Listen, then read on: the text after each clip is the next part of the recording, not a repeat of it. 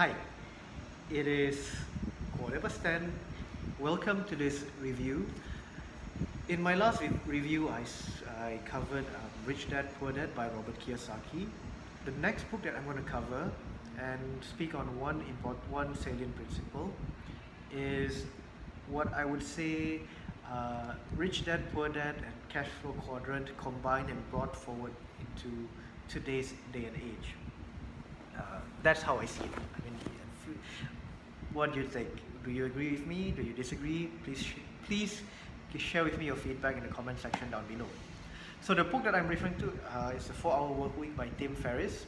It combines the ideas of cash flow quadrant, the Rich Dad Poor Dad, Rich Dad's Guide to Investing, and into a more modern take. So Tim Ferriss basically shares his the idea of having a 4-step process leading towards your financial freedom or financial independence, whichever is relevant. Sorry, even though it's 10 a.m., construction is happening outside. So definition, it starts with the DEAL. These are the 4 steps. You start with defining, you define and design your life. You follow by elimination, A, automation, L, liberation. So let's start with definition. Definition is basically coming up with your direction, your why, where are you going to and why are you going to that direction. It could be a material goal, it could be a spiritual goal, but of whatever activity that we have in today's day and age, it needs to be funded by money, right?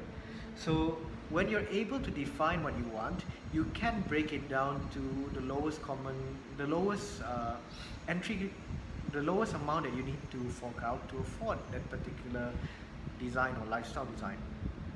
This could also include migrating to Asia if you're based in Europe and the United States.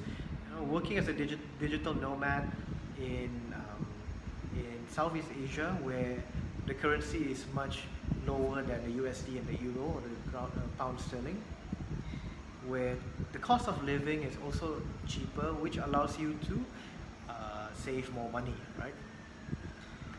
So after you define your direction, you move on to the second step, the stage where you start to eliminate unnecessary activities, unnecessary things.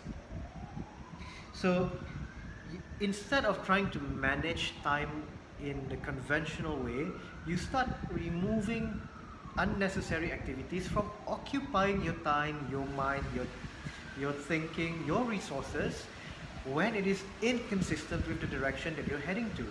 So let's say you're trying to start, your dream is to travel the world, and to do that you would like to create and you like to do, say, copywriting.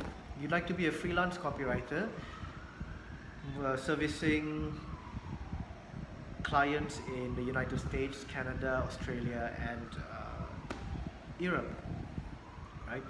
So activities that you would eliminate would include watching videos or learning about skills that, to quote Marie Kondo, neither sparks joy nor contributes to enhancing your skill as a copywriter, whether it's marketing your business or actually doing your business.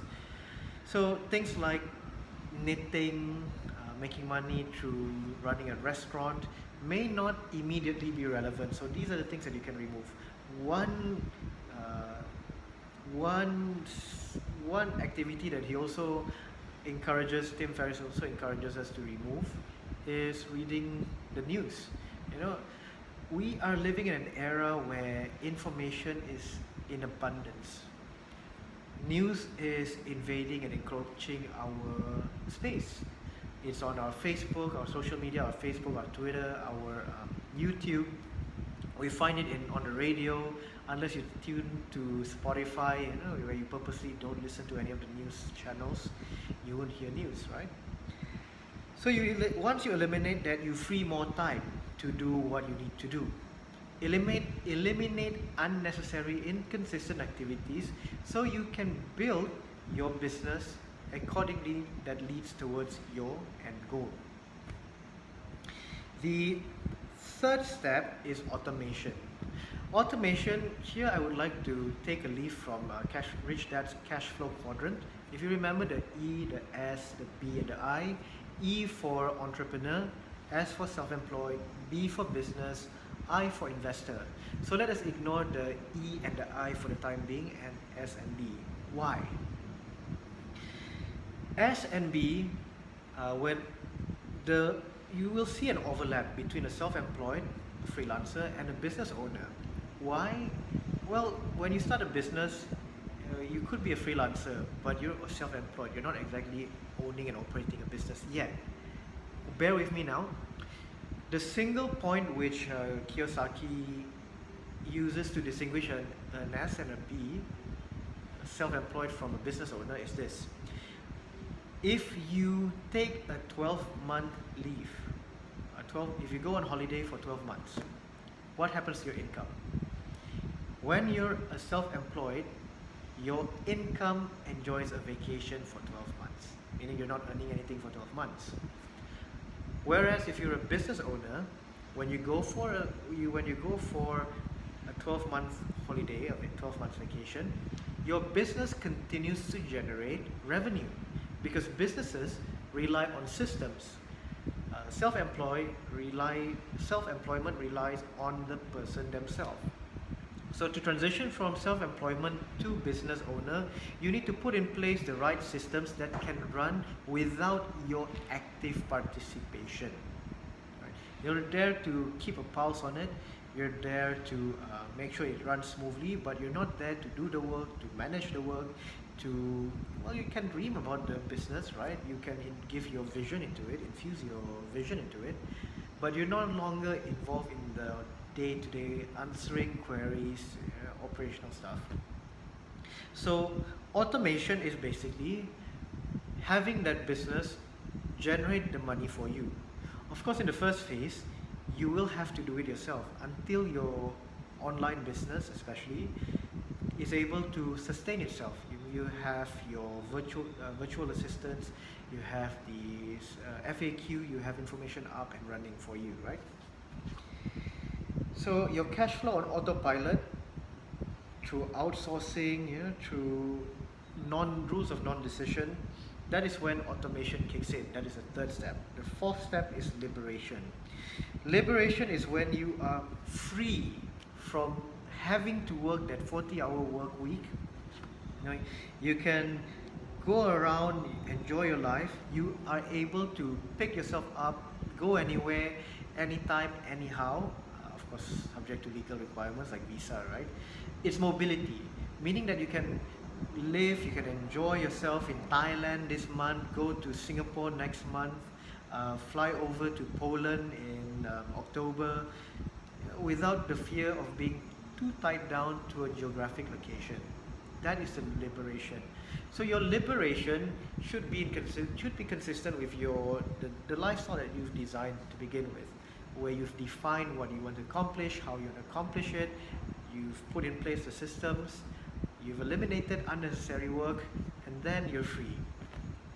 That is in a nutshell one of his chapters, the DEAL. Again, let me recap that, where the DEL basically means you define, you eliminate, you automate, and you liberate. Well, I'd love to hear from you what your take is on this book, especially if you've read it. I would love to hear from you especially when you've applied it, because I'm still trying my best to apply it in some areas. It takes some time. I tried to dabble in drop shipping. Well, I did not dabble. I took a course in it by Anton Trailey, Dropship Lifestyle, a few years back. It's something I subscribed in 2013. So yeah, where have the principles of the 4-hour work week by Tim Ferriss worked for you? Where have it not worked for you? I'd love to hear from you. Do share with me your feedback in the comment section down below. Thank you very much for watching. Have a great day ahead. Bye.